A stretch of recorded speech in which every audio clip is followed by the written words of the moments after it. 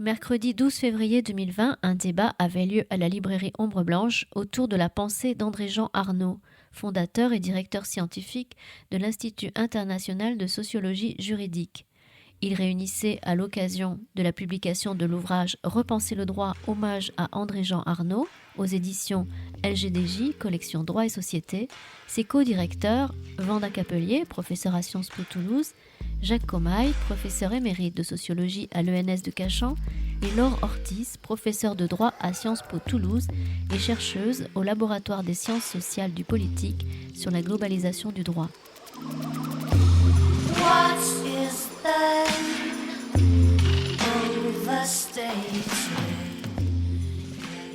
Le projet de ce livre, il est né en novembre 2014.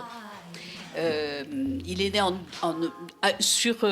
d'une invitation qui a été faite à André-Jean Arnaud pour construire avec lui, au départ, un livre qui rendrait hommage à sa contribution au développement de la sociologie du droit et au rayonnement international de sa pensée.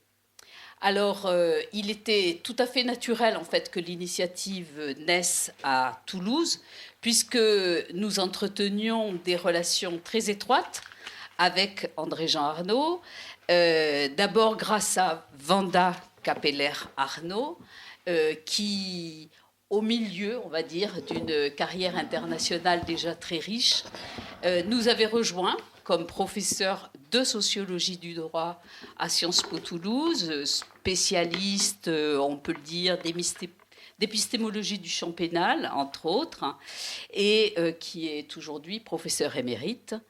Et donc, grâce à Vanda, André-Jean Arnaud est venu enseigner à Toulouse. Il était directeur de recherche du CNRS et il est venu enseigner à Sciences Po pendant quelques années.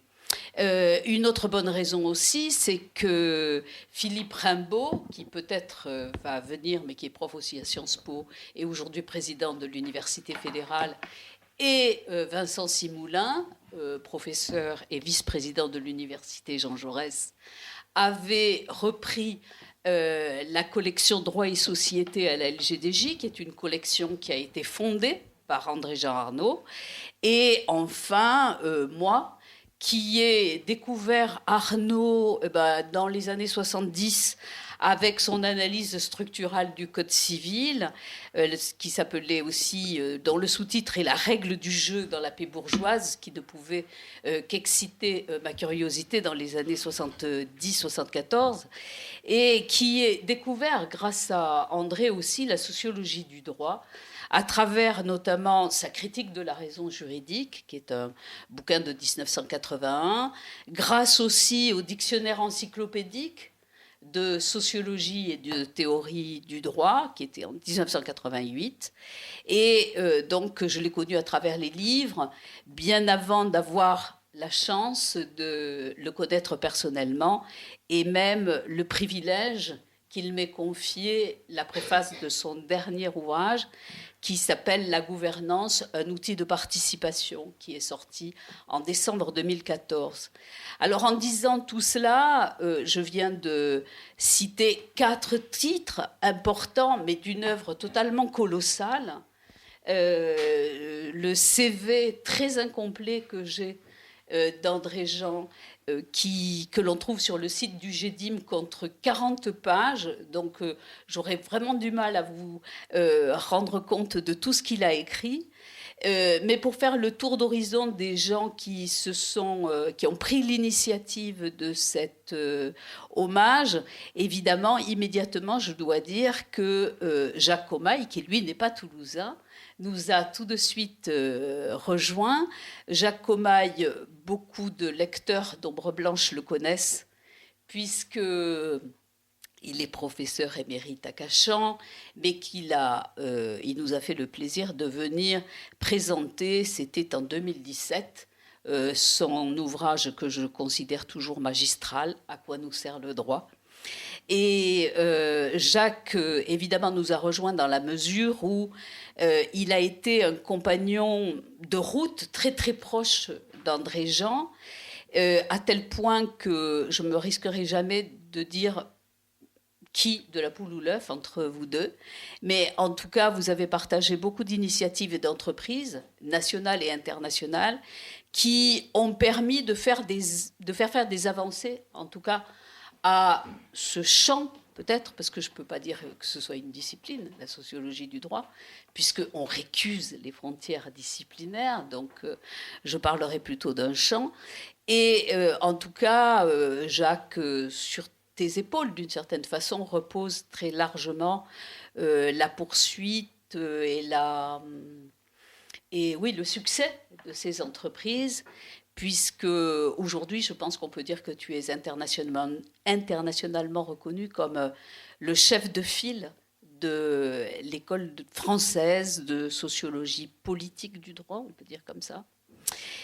Donc, ensemble, nous nous sommes accordés donc, sur l'idée d'un hommage pluridisciplinaire et interculturel qui rende compte de l'apport scientifique et académique d'Arnaud, donc,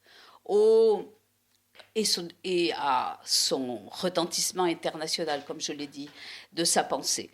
Alors, un hommage, oui, mais justement, nous ne voulions pas un livre hagiographique, mais un livre où chacun pouvait se saisir des pistes très foisonnantes qui ont été ouvertes par André-Jean Arnaud,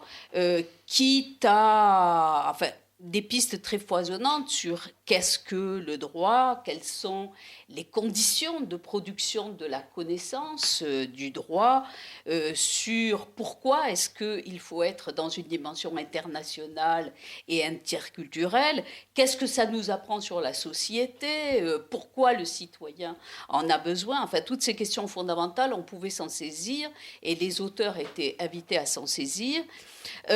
Pour dire la réception de la pensée d'André, mais aussi éventuellement dire leur propre démarche intellectuelle, voire même discuter ou contredire les thèses d'Arnaud, parce que je préfère dire tout de suite que bien sûr, les thèses d'André-Jean Arnaud ne font pas l'unanimité, et d'ailleurs, elles ne font pas l'unanimité entre nous non plus. Ça ne veut pas dire qu'on soit entièrement d'accord, mais on reconnaît pleinement l'activité. Et je dirais que pour garantir donc ce niveau d'exigence scientifique qui était le nôtre, on a conçu l'ouvrage avec un comité scientifique, on peut le rappeler, dans lequel nous ont rejoints Jacques Chevalier, Michel Tropper, Vincenzo Ferrari, François Host et Michel Vievorka. Oui. Oui, je l'ai dit, Vincenzo Ferrari. Et bon, bien, je dois dire que c'est vrai que si la mort d'André-Jean Arnaud en décembre 2015, et puis aussi la maladie ou l'indisponibilité de certaines personnes qu'il avait pressenties, lui, au départ, dans cette contribution, ont modifié la liste finale des contributeurs. Peut-être que le tour d'horizon international auquel moi j'avais rêvé n'est pas complètement bouclé, mais je dois dire que le livre final, il est largement, totalement fidèle à l'intention. C'est-à-dire qu'il réunit une trentaine de contributions d'auteurs qui sont vraiment issus d'horizons disciplinaires extrêmement divers, la sociologie, l'histoire du droit, l'anthropologie, bon. Et puis, philosophie, oui, bien sûr, et qui sont aussi issus d'aires culturelles extrêmement différentes, d'Europe, avec Belgique, Italie, Portugal, Espagne, et puis bien sûr des Amériques, avec nos amis canadiens, et puis brésiliens, bien sûr, le Brésil ou Amérique latine, oui, et où André, l'action, la pensée d'André ont eu un grand retentissement.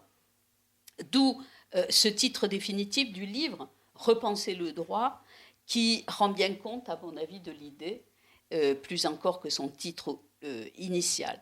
Donc, on assume la dualité disons, de cet ouvrage, c'est-à-dire qu'il est un hommage.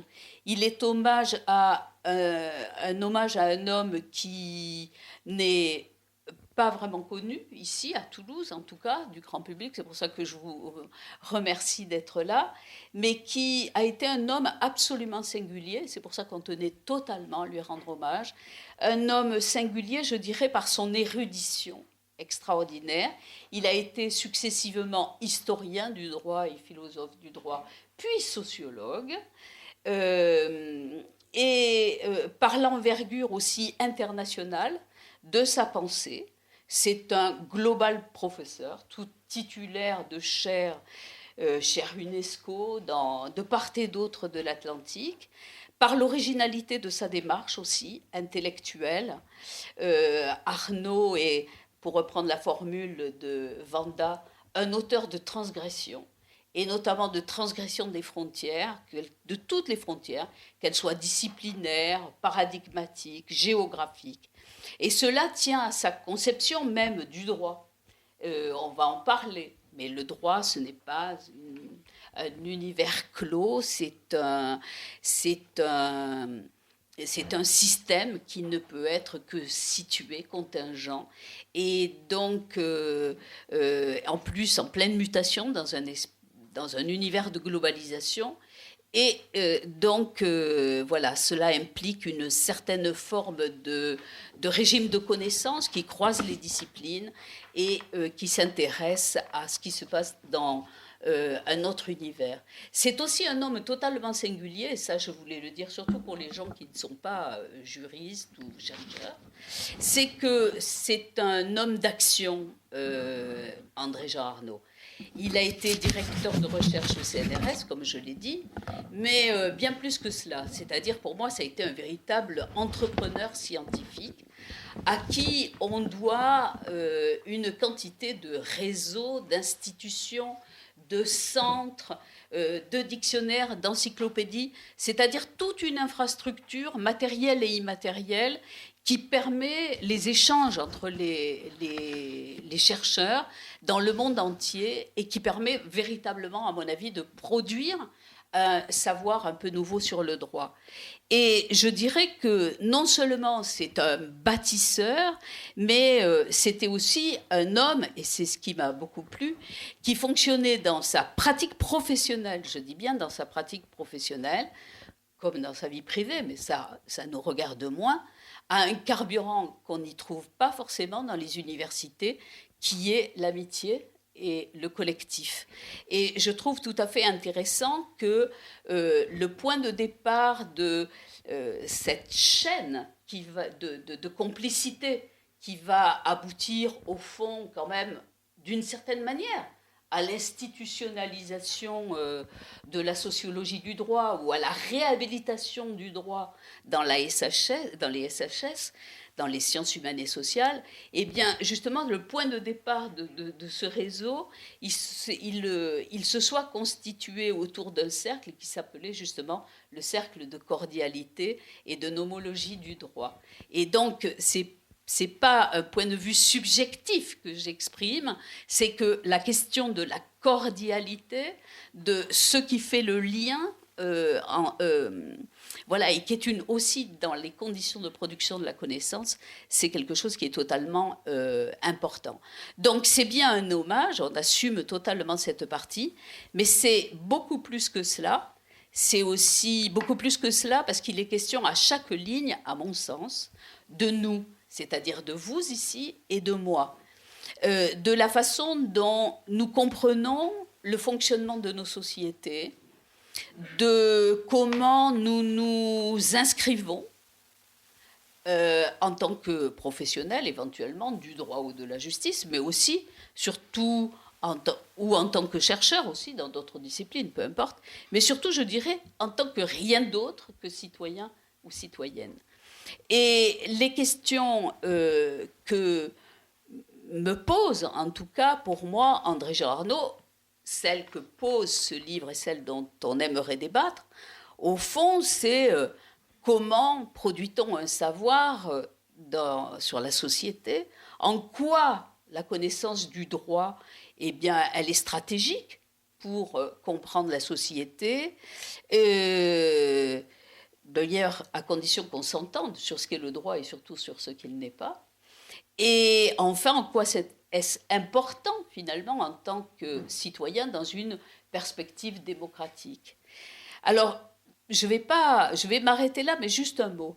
C'est-à-dire que pour moi, il y a une raison supplémentaire aujourd'hui pour qu'on débatte ensemble de ces questions, c'est qu'elles résonnent quand même d'une brûlante actualité.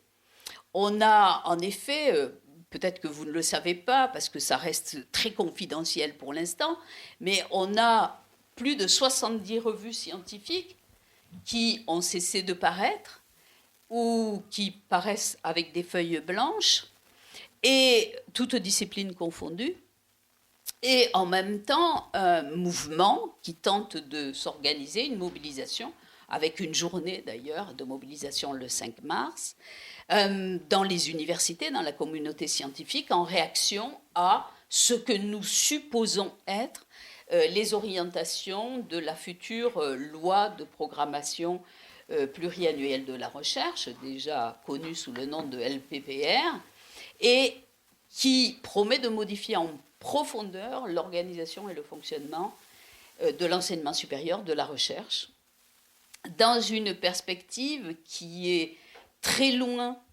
de la façon dont Jacques Comaille définit les sciences humaines et sociales comme des sciences impliquées.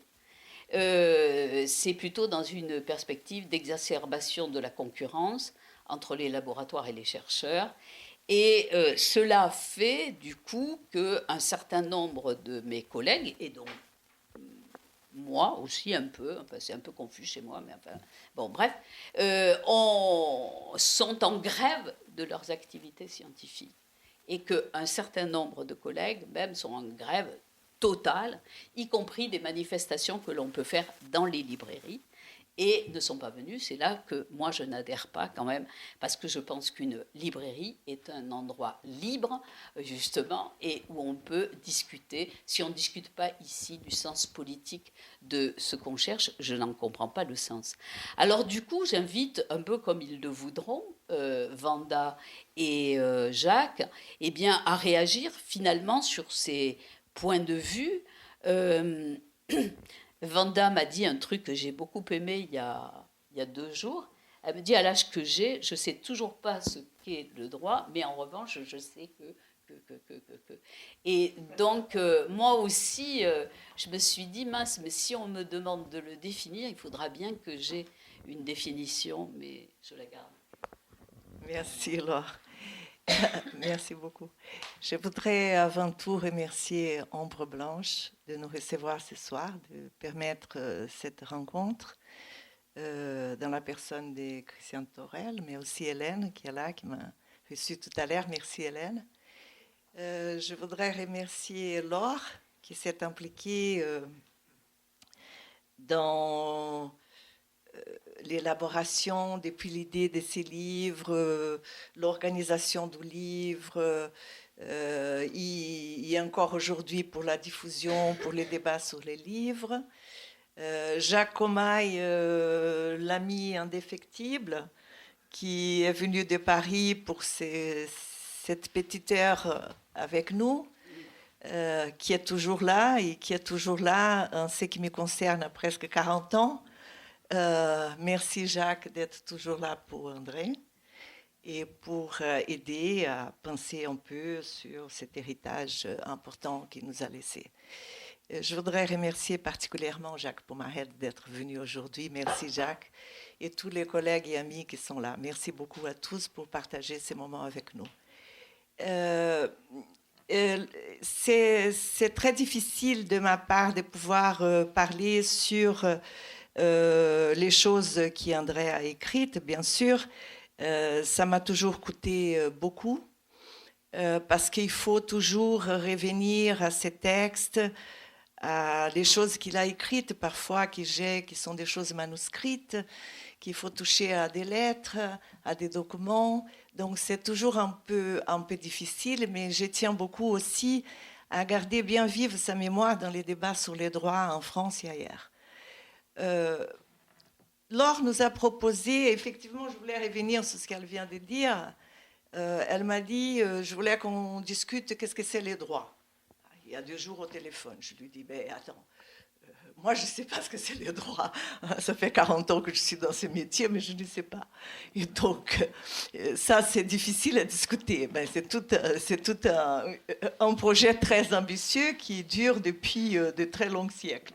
Il y a 2 personnes ici qui sont venues en me disant, ben oui, je suis venue parce que je ne sais pas du tout ce qui est le droit. Voilà. Donc, je viens t'écouter. Donc, alors, Laure nous a proposé une trame pour parler de ce qu'elle a proposé. J'ai gardé 2 choses. Parler des conditions de développement de la recherche en droit ou sur le droit et parler de l'internationalisation, puisqu'André était effectivement un globe-trotteur de la pensée sur les droits, disons comme ça. Donc, je pense pouvoir parler 10 minutes avec vous sur, premièrement, l'effort de réflexion qu'il a fait sur les conditions de développement de la recherche sur les droits ou en droit. Je crois que dans un premier moment, Jacques, je dirais un droit, et déjà plus tard sur les droits. Mais ça, c'était de gros débats aussi dans le bord de la revue Droit et Société. Deuxièmement, ce serait mon deuxième point, donc ça serait l'effort de réflexion qu'il a fait là-dessus depuis toujours, depuis l'Université de Strasbourg, quand il était en doctorat avec Michel Villet. Et mon deuxième point sur l'effort de structuration d'un champ international des rencontres pour les discussions, pour les débats, etc. Donc, effort de réflexion d'abord. J'ai pris les premiers numéros de la revue Droit et Société de 1985, numéro 1. Et j'ai lu la préface qu'André a écrite au nom de la rédaction de la revue. Et là, tout est dit. Et ça fait 35 ans maintenant. Déjà, il disait à ce moment-là, les droits est un phénomène historique, culturel et social qui doit se détacher de la purification de son objet. On doit essayer de l'apprendre à travers ces aspects d'impureté, justement. Cela veut dire de ces multiples rationalités. Et alors, il est allé à la recherche de ces multiples rationalités de droit toute sa vie. C'était les thèmes majeurs, je pense, de la pensée d'André, c'était de discuter les multiples, différentes, contradictoires rationalités de droit, qui n'est pas quelque chose d'homogène. Mais il est allé aussi, et là je pense toujours à ça, parce que nous avons un grand sociologue de droit qui est très connu, vous le connaissez certainement, Boaventura de Sousa Santos, qui a développé il y a quinzaine d'années une notion très belle de sociologie des absences. Il faut travailler la sociologie des absences. Et j'aime énormément ces textes de Boaventura de Sousa Santos, la sociologie des absences et la sociologie des émergences, c'est-à-dire les formes des connaissances qui sont inconnues de l'Occident, pour lesquelles on a été toujours indifférent, qu'il faut les chercher, qu'il faut découvrir, ces savoirs inconnus, méprisés, et comme ils émergent, donc la sociologie de l'émergence. J'ai trouvé toujours ça très beau, j'ai toujours utilisé ces notions dans mes travaux, et tout d'un coup, je me suis rendu compte qu'André a toujours fait la sociologie des absences de Boaventura de Sousa Santos sans les savoir. C'est-à-dire qu'il allait toujours à la recherche d'une autre manière de penser les droits. Et quand je pense aux lettres, aux premières lettres qu'il a écrites en 1980-1981 pour inviter les collègues algériens, les collègues russes, les collègues polonais, les collègues latino-américains à venir se réunir au cercle. Il était déjà entrant, et en Tunisie aussi, il avait des contacts. En Russie, vous êtes allés ensemble. Donc, il avait déjà cette envie d'aller connaître une manière de penser les droits qui n'était pas la manière que l'on pouvait penser les droits en France, en tout cas, pour ne pas dire au continent européen. Donc, il a toujours est allé chercher ces formes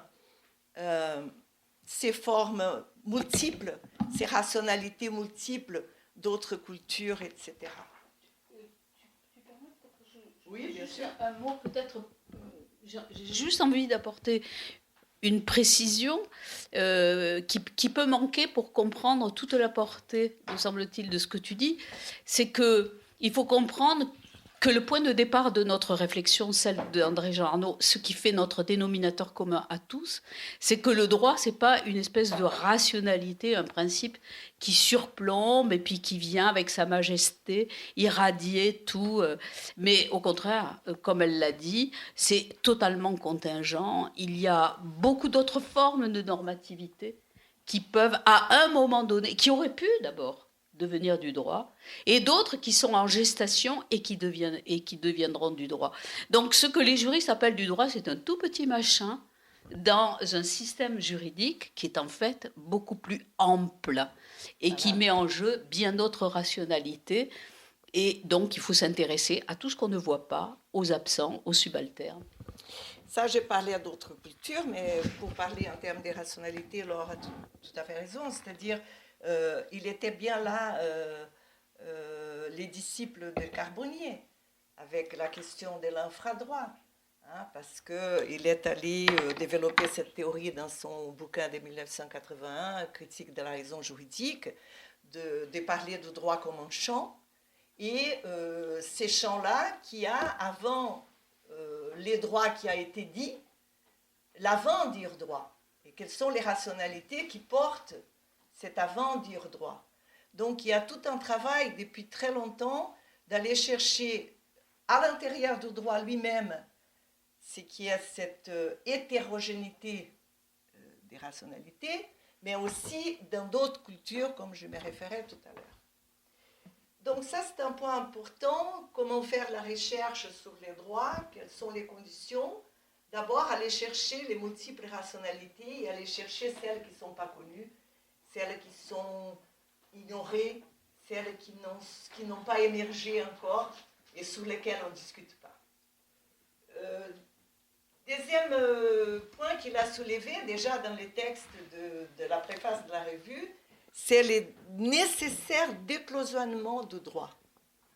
C'est-à-dire qu'il faut ouvrir ce qu'on entend comme l'étude du droit à toute autre chose, à tout ce qui est autour, à son environnement et surtout ses rapports directs avec la société. Alors là, il y a eu un débat, je crois que c'était les années 80, Jacques, sur law and society, droit et société, ou law in society, droit dans la société, etc. Tu te rappelles? Et alors, on discutait des heures et des heures. Renato Treves. Renato Treves, tu te rappelles ça? Donc, law in society, et non law and society. Ça, c'était quelque chose de très important dans sa pensée. Pour lui, il disait ça dans les préfaces également, il ne s'agit pas là d'une entreprise anti-juridique, mais d'une entreprise plutôt non dogmatique et critique. Il pose une question dans cette préface qui m'a fait penser. Il se demande s'il est possible d'appréhender d'une manière critique un objet normatif. Je me suis arrêtée pour penser à ça parce que sa réponse ne m'a pas plu. Comme disait Laure, on n'était pas toujours d'accord, même pas à la maison. Donc, quand il dit comme réponse à sa question qu'il lui-même a posée dans la préface, mais il faut bien considérer qu'il y a 35 ans, les choses ont évolué depuis. Donc, sa réponse est la suivante. Si on peut le faire, ce n'est pas contradictoire, car un objet peut être analysé au moyen d'outils qui transcendent sa nature. Hypothèse. Moi, je pense que c'était pas ça la question, au moins du point de vue sociologique. Encore moins du point de vue sociologie, politique, de droit. Et donc, je pense que cette question, effectivement, qu'il a taraudée pendant longtemps, a été affinée dans les années, dans les discussions des rencontres de bord de la revue, qui sont des discussions encore aujourd'hui absolument remarquables. Hein.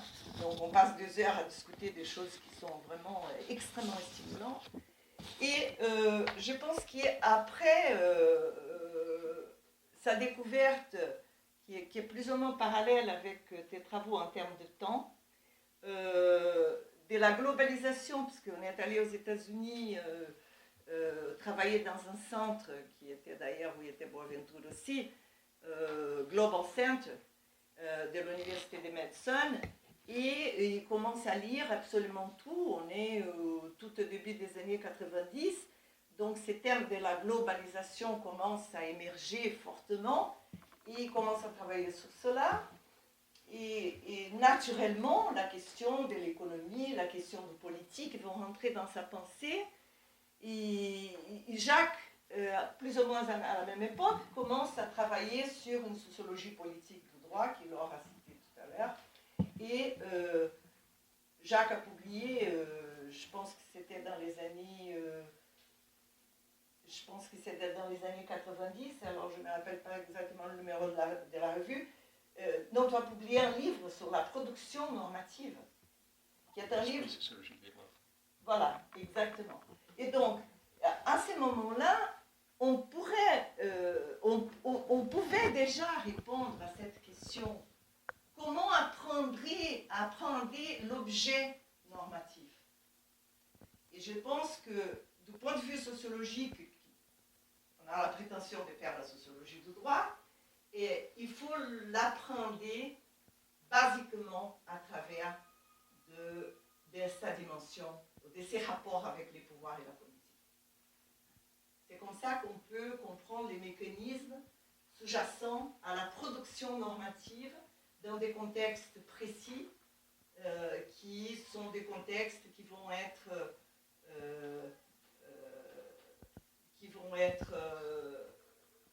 vont témoigner de cette relation intime du droit avec les politiques. Je ne dis pas la politique, je dis les politiques. Alors, donc, vous étiez quand même très proche, je pense, à ce moment, de penser, lui, la globalisation du droit, toi, les mécanismes de production normative et la sociologie politique du droit. Bien.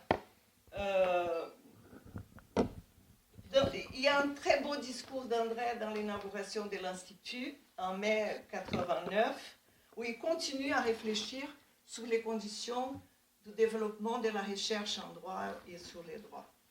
Et alors, il pose encore quelques points. Les dépassements, les nécessaires dépassements des dichotomies entre les savoirs pratiques et théoriques du droit. L'établissement d'un réel dialogue entre sociologues, juristes comme Jacques, juristes et sociologues comme lui, et, en termes plus généraux, entre les droits et les sciences sociales de politique. Or, ce qu'il dit là, dans les discours d'inauguration de l'Institut, en pointant cette question de la difficulté des dialogues entre les droits et les sciences sociales, c'est pas fini. C'est très difficile, ces dialogues. Et on a sorti en volume, aux deux, sur les dialogues de droit et deux dossiers. Deux dossiers de la revue sur ces thèmes. Et à chaque fois qu'on est dans un débat avec des scientifiques du monde social ou des politistes, etc., et qui vient parler du droit, il y a déjà une question de dialogue des sourds. Donc ça, c'est un point qu'il a toujours essayé de démontrer. Aussi qu'il ne faut pas oublier que les droits sont enracinés dans les cultures. Cela veut dire aussi dans la vie quotidienne des gens et qu'il faut prendre cette dimension. Il y a eu une autre grande préoccupation d'André sur comment faire en sorte que la production en sciences sociales du droit et de la justice, je dirais, puisse influencer les politiques publiques. Ça, c'était une grande question pour lui. Il a travaillé 3 ans dans un groupe de réflexion sur ces thèmes à l'UNESCO à Paris. J'y étais aussi dans ces groupes. C'est sorti une publication et je pense qu'il voudrait bien que ce qu'on produit, nous, dans notre ère de connaissances, puisse avoir un impact sur l'élaboration des politiques publiques. Il y avait très peu de cas, tu connais certainement beaucoup mieux que moi, mais je me rappelle d'Irène Thierry, par exemple, avec la loi de Pax, c'était le gouvernement Jospin. Mais moi, je connais des exemples isolés. Je ne sais pas si tu connais aujourd'hui plus la manière qu'on pouvait influencer les politiques publiques. Sous l'effort, je coupe un peu parce qu'il y a beaucoup de choses à dire sur ce qu'il a parlé sur ça.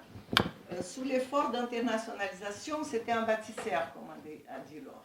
Donc il a commencé avec les cercles en 81, qui a duré jusqu'à 2000. C'était un lieu privilégié d'échange. C'est de là qu'il sort la publication de la revue, qui sort la publication des dictionnaires. Il a publié 2 énormes dictionnaires avec 300 et quelques auteurs du monde entier, etc. Ensuite, il a créé l'Institut international de sociologie juridique. Il a créé d'où rien. Il avait juste un immeuble merveilleux, mais il n'y avait pas une chaise, il n'y avait pas un téléphone. Donc aujourd'hui, l'Institut, si vous rentrez dans les cercles de l'Institut, il y a un master, il y a une bibliothèque pour 36 000 volumes, etc. Bon, voilà.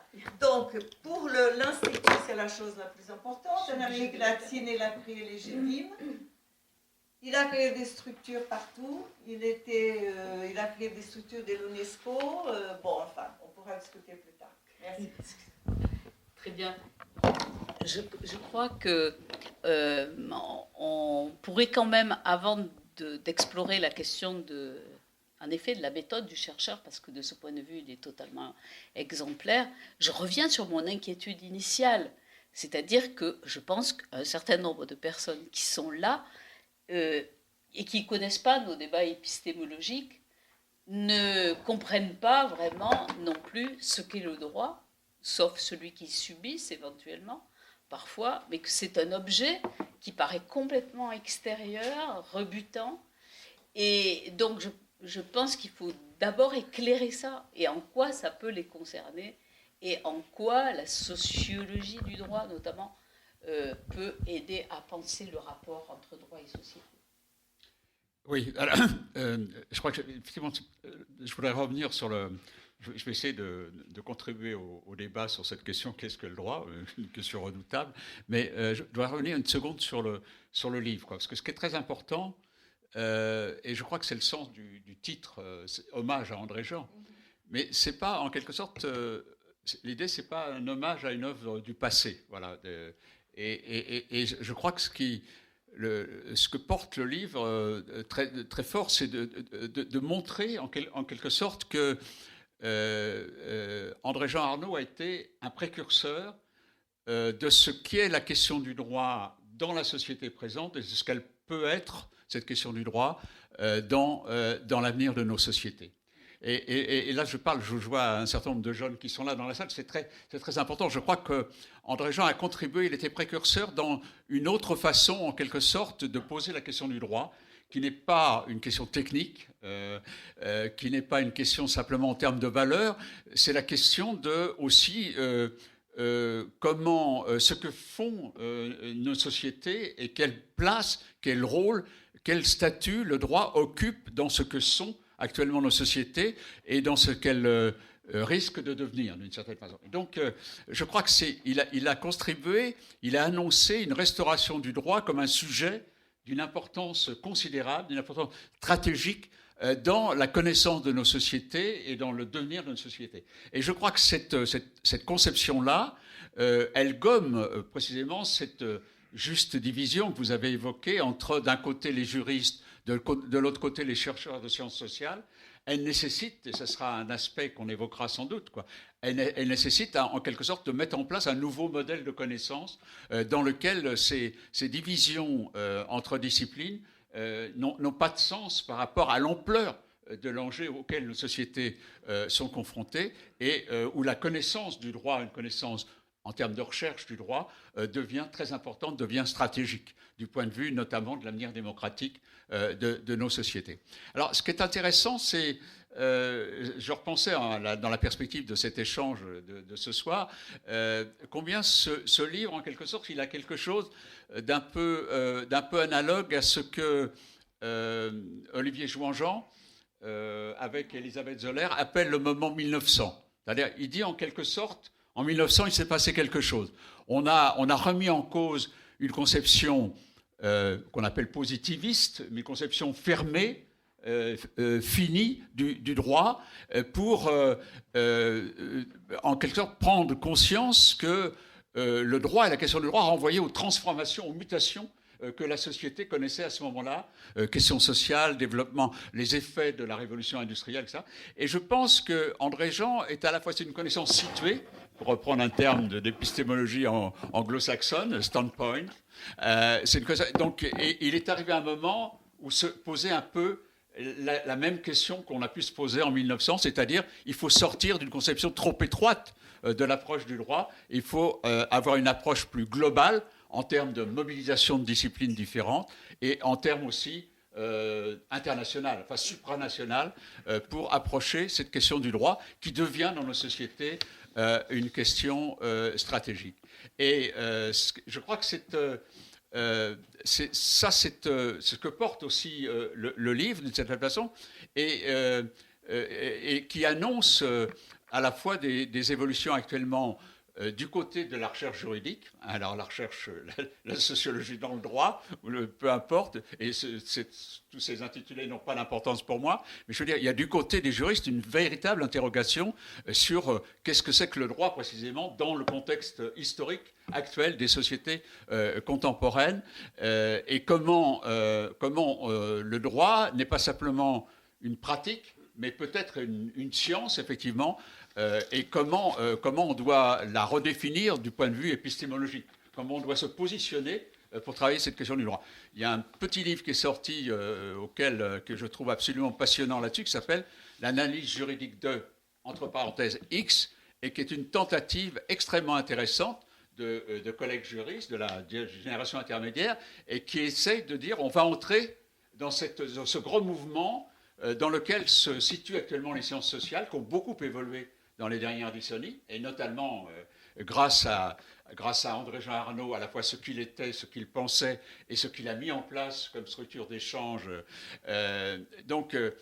Comment, à partir du droit et à partir d'une compétence de juriste, on doit, d'une certaine façon, repenser la question du droit et d'une certaine façon, se situer en équivalence par rapport à ce qui se passe actuellement dans les sciences sociales, où vous avez une génération extrêmement prometteuse qui vient de la sociologie générale, qui vient de la science politique, qui vient de l'anthropologie, de l'histoire en général, et qui s'intéresse à la question du droit, conscient, vivement conscient des enjeux effectivement que porte le droit et de la possibilité que nous donne le droit quand on l'approfondit, quand on l'étudie, on l'observe, de comprendre ce que sont les transformations de la société.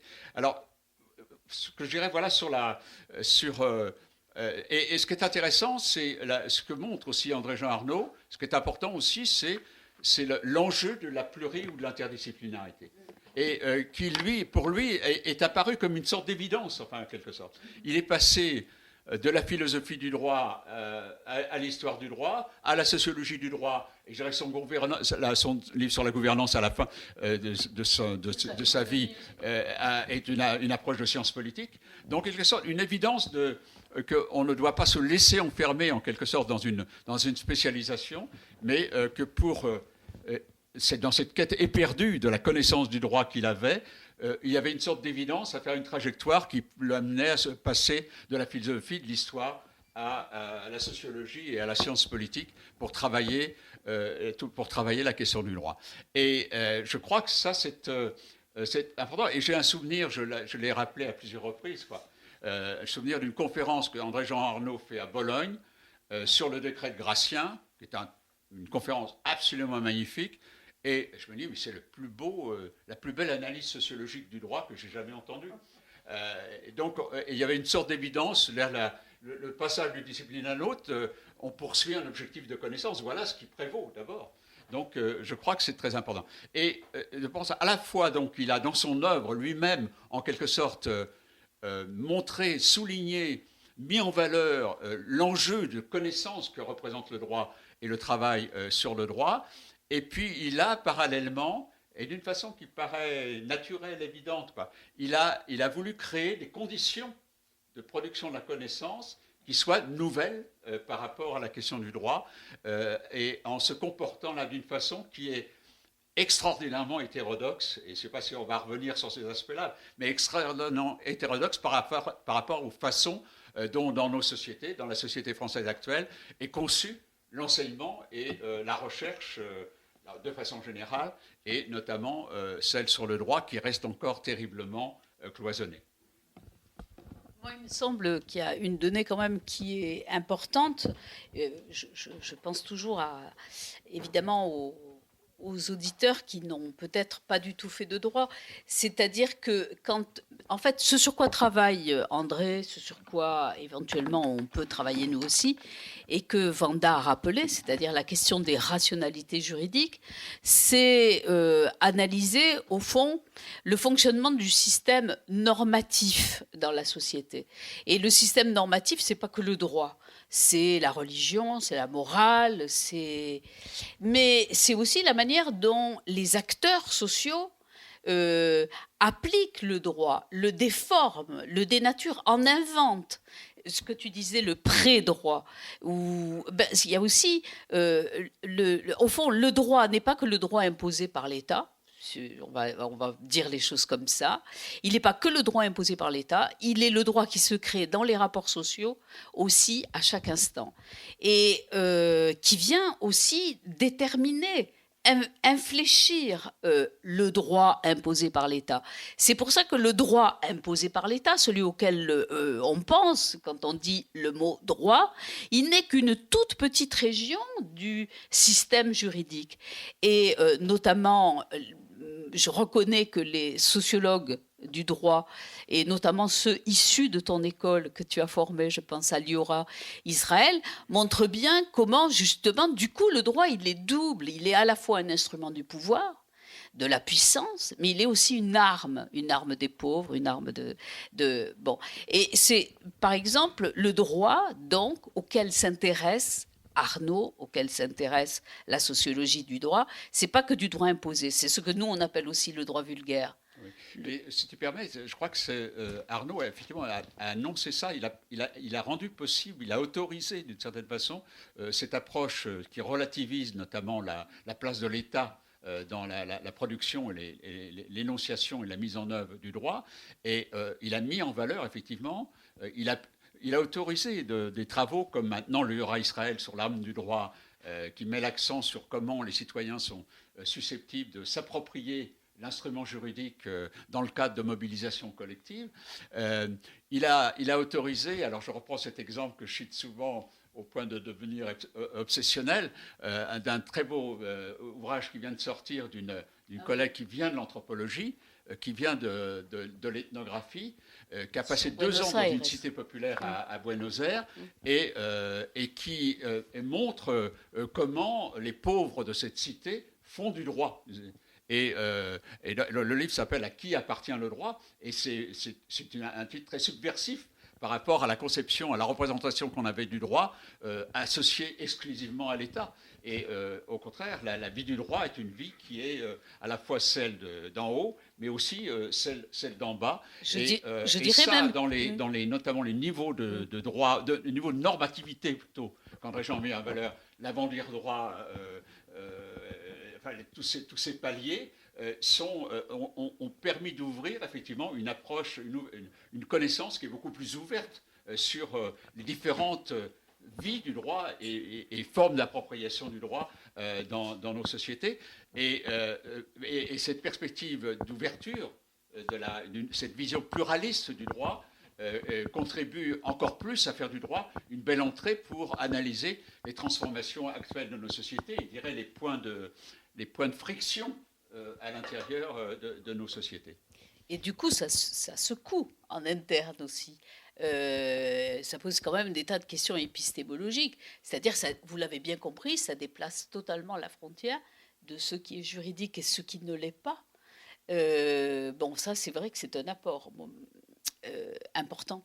Mais voilà, c'est le déplacement de la frontière de la juridicité qui est interrogé. Donc, c'est moi qui ne suis pas sociologue de formation, mais qui suis juriste, bêtement juriste, oui, ça fait tanguer. Alors, ça peut être difficile, mais en même temps, je m'aperçois que c'est de plus en plus facile, au fond, d'aborder ces questions aussi, peut-être parce qu'on est en Sciences Po. Je ne sais pas si je ferais pareil dans une fac de droit, mais c'est vrai que la globalisation, en fait, a beaucoup changé les choses. Parce qu'on voit très bien comment le droit se globalise et comment il est pénétré par des tas de logiques, des rationalités qui viennent d'ailleurs et qui font que finalement le bel édifice pyramidal, rationnel, ne cesse de s'effriter, de s'effondrer, et qu'on a ce que toi tu as très bien appelé une nouvelle économie de la légalité qui se met en place. Et donc peut-être que justement depuis que cette globalisation affecte le droit de façon évidente, c'est-à-dire, pour moi, je le daterais des années, 2005, 2006, pas avant, eh bien, ça fait qu'aujourd'hui, il me semble que dans la discipline, on est beaucoup plus ouvert aux autres sciences humaines et sociales. Et c'est vrai qu'il se passe quelque chose aujourd'hui d'ouverture, peut-être. Juste un mot, si tu veux. Il y a actuellement... une jeune génération, ils n'aiment pas que j'appelle jeune génération maintenant, ils disent qu'on commence quand même, on a au-delà de 40 ans, on fait attention, quoi. Alors, mais qui a sa place au niveau international, c'est-à-dire on a maintenant un collectif de recherche en droit et sur le droit, à la fois juriste et sciences sociales, qui a une vraie place, à la surprise d'ailleurs, à la stupéfaction des Américains de la Law and Society, qui pensent qu'il y a une école française, en quelque sorte, de recherche sur le droit. Et tout ça est déjà là. La plupart de ces jeunes, ils viennent de la revue Droit et Société, ils viennent des réunions du cercle de cordialité. Voilà, rendre hommage, c'est aussi dire combien il est présent dans le développement actuel du travail de connaissance, sur le droit. Je voulais juste soulever un point, parce que Laure m'a inspiré là-dessus en parlant de cette pyramide parfaite de droit de l'État, de droit positif de l'État, etc. Je crois que l'une des découvertes d'André en Amérique latine, qui fréquentait bien avant qu'il me connaisse, les congrès, il y avait des collègues là-bas, etc. Mais c'est sûr qu'après, il a énormément investi au Brésil, en Colombie, en Argentine, etc. Et l'une des plus grandes découvertes qu'il a faites, c'est que même les droits étatiques et contournés, c'est pas un édifice parfait, etc. Parce que il y a là-bas, dans ces pays, ce qui est moindre en France, un tel déficit institutionnel qui, même quand les lois sont très modernes et sont très bonnes, elles sont absolument inapplicables et inefficaces parce qu'il n'y a pas de support institutionnel pour pouvoir appliquer les bonnes lois. Et donc, il y a là des contradictions à l'intérieur même de l'État, qui sont d'une extrême importance pour un observateur de droit, pour voir comme on n'est pas capable. On n'est pas capable de les appliquer. On a même une volonté politique. C'est impossible de faire valoir le bon droit. Et donc, c'est quelque chose qui l'a énormément surpris. Et, il a senti ça avec sa chère UNESCO sur la violence et les droits de l'homme, qui a un siège à Bogota. Il a senti ça au Brésil. Et c'est la grande discussion. D'abord, l'État utilise les droits contre les droits. C'est ce qui se passe aujourd'hui au Brésil. Mais aussi, quand on a de bonnes lois, on ne peut pas les appliquer. Et donc, la question des institutions fortes, qui est à la base de la démocratie. Et ces pays sont des démocraties de basse intensité, sont des démocraties extrêmement fragiles parce qu'on n'a pas fait des réformes institutionnelles, parce que les institutions ne sont pas assez fortes pour pouvoir appliquer les bons droits. Et ça, c'est une chose qui, à mon avis, il a découvert là-bas. Voilà. Je sais pas si... On va peut-être laisser la parole à la salle, mais peut-être un point qu'on n'a pas beaucoup abordé aussi, c'est notamment le rôle qu'André Jean a joué dans la conception qu'il avait des conditions de production de la connaissance, qui interpellent, comme on dit. Qui interpelle fortement parce que, alors je veux dire, il était dans l'hétérodoxie totale. Hein, quelqu'un qui quitte l'université de Strasbourg, qui s'établit isolé dans un village en Provence, qui à partir de là établit un réseau mondial pratiquement de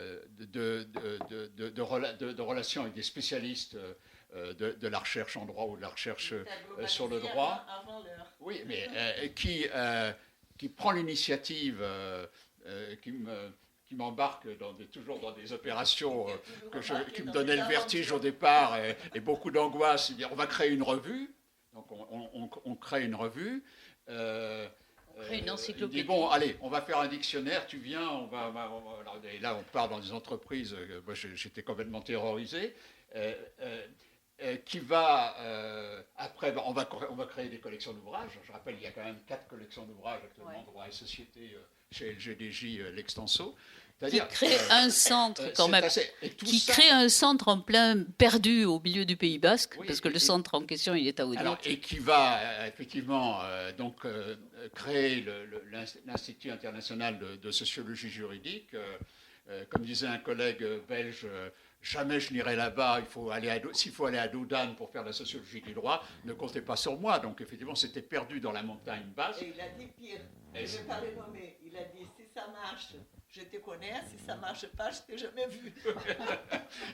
et donc, oui, alors ça mérite d'être médité, quoi. C'est-à-dire que voilà quelqu'un qui était complètement dans l'hétérodoxie par rapport à la façon dont le monde académique fonctionne, et qui a développé une entreprise exceptionnelle, à la fois d'échanges internationaux, des espaces comme la revue, qui est un espace extraordinaire d'échanges. Tu as raison de rappeler que les réunions du comité éditorial, dans le choix des thèmes qui vont être traités, des dossiers, ça fait l'objet de discussions. Tout le monde sort absolument dans la jubilation intellectuelle et sort enthousiaste de ces réunions. C'est assez étonnant, ça. Et par rapport à la loi de programmation que tu évoquais, ça mérite réflexion. C'est-à-dire, quelles sont les bonnes conditions pour un travail de production de la connaissance. Et là, André Jean Arnaud est presque, je dirais de façon provocatrice, l'inverse du processus historique d'institutionnalisation et de professionnalisation de la recherche, quoi. Donc, et qu'est-ce que, de cette expérience complètement hétérodoxe, qu'est-ce qu'on peut tirer par rapport aux réflexions actuelles sur l'évolution, effectivement, de l'organisation de la recherche de façon générale en France, quoi. Bon, il faut dire que chez lui, on ne peut pas dissocier le chercheur du projet politique, d'une certaine façon. Et qu'il avait une vision qu'on est... Bon, je ne suis pas tout à fait prête à la partager, mais enfin, qui était la sienne. Il a la vision finalement d'une évolution aujourd'hui des sociétés libérales avec un désengagement de l'État, donc une production de plus en plus dérégulée et des systèmes, parce que les États sont soit débordés par des puissances privées, soit comme on voudra, mais en tout cas se met en place un nouveau système, non plus de gouvernement des hommes, mais de gouvernance.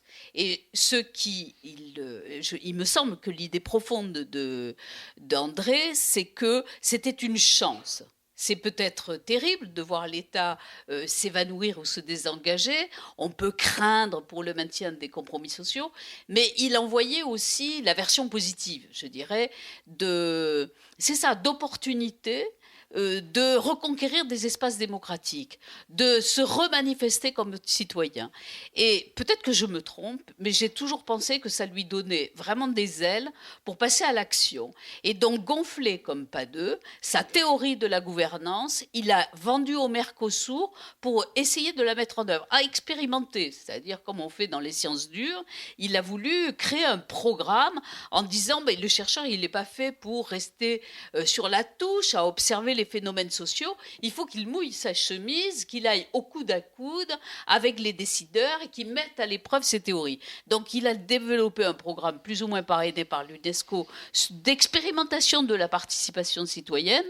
Je ne suis pas sûre que ça ait donné des résultats très positifs parce que j'ai lu des comptes rendus assez négatifs qu'il faisait justement sur les décideurs. Et donc, il était assez gonflé comme ça pour bousculer des portes en disant, voilà, nous, on veut expérimenter ceci et trouver toujours quelqu'un pour lui financer son machin. Et à l'inverse, j'ai l'impression qu'il a implanté dans son rapport professionnel ou son milieu professionnel les mêmes méthodes. Et alors que quand même, on peut dire que les SHS n'ont pas eu toujours la place qu'elles commencent à conquérir. Et vraiment, la sociologie du droit, c'était epsilon dedans. Il a quand même réussi à créer à l'intérieur aussi, à créer, à embarquer dans cette dynamique expérimentale et d'une certaine façon à se faire reconnaître. Juste un mot peut-être là-dessus. Je crois que ce qui est intéressant, si on fait l'analyse un peu même à distance de l'ouvrage et de l'histoire que ça porte d'André-Jean Arnaud comme acteur là, dans une grande aventure de la connaissance, il est quand même parti de... comme ça a été souvent le cas d'ailleurs dans la recherche en droit, ou la recherche sur le droit, d'une conception marxisante, c'est-à-dire du mouvement critique du droit, qui était en quelque sorte qui voulait rompre avec une conception trop orthodoxe et trop fermée sur elle-même du travail de connaissance. La rupture, c'était une rupture plutôt militante, je dirais, mais qui s'est transformée en une rupture épistémologique, c'est-à-dire... passer du militantisme à la recherche pratiquement. C'est intéressant de voir que des grandes figures qui ont créé le mouvement critique du droit en France sont passées ensuite à la recherche et ont créé des centres de recherche. Alors, André Jean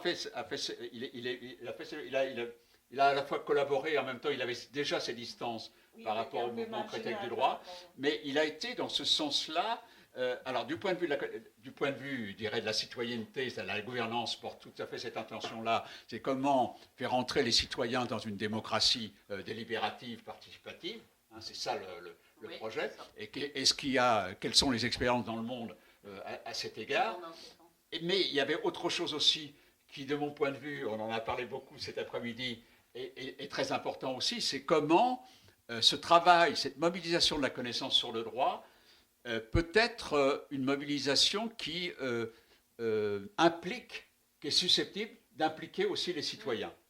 Et donc là, on est là sur quelque chose d'extrêmement fort aussi, comment aussi le travail de connaissance doit entrer dans le projet démocratique. Et comment, d'une certaine façon, et c'était très présent dans nos échanges, notamment sur la revue. C'est-à-dire, est-ce qu'on pouvait laisser une place à des expressions de la société civile dans nos travaux de connaissance qui rendaient compte du travail de connaissance sur le droit. Donc je crois que c'est intéressant de voir ce passage qui est en même temps toute l'histoire, je dirais, de la connaissance contemporaine sur le droit. Ce passage d'une conception un peu où encore on met l'accent sur plutôt une critique de l'État et on fait de la recherche, le fondement de la recherche, c'est une critique de l'État. À une autre conception qui est de dire la question, l'enjeu très important, c'est l'implication de la société civile et des citoyens, à la fois dans la vie politique, la vie publique, et aussi dans le travail de connaissance. Les maisons des sciences de l'homme, dont je suis un ardent partisan, posent ce problème-là. C'est comment les maisons des sciences de l'homme, qui sont des lieux de recherche, de connaissance, doivent aussi, des maisons des sciences de l'homme, tourner vers la cité et les préoccupations de la cité et permettre aux représentants de la cité de participer éventuellement aux travaux, au travail de connaissance qui est fait dans ces maisons des sciences de l'homme. Oui, il faut absolument que Jacques s'en aille et on le remercie vivement parce que son taxi l'attend. Et merci à vous tous.